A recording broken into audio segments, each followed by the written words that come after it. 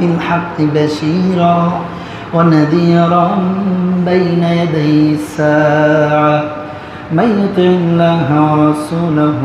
فقد رشد ومن يعصهما فإنه لا يضر إلا نفسه ولا يضر الله شيئا أما بعد فيا أيها الناس وحدوا الله فإن التوحيد رأس طاعة واتقوا الله فإن التقوى ملاك حسنة وعليكم بالسنة فإن السنة تهدي إلى الطاعة ومن أطاع الله ورسوله فقد رشد واهتدى ومن يعص الله ورسوله فقد ضل وغوى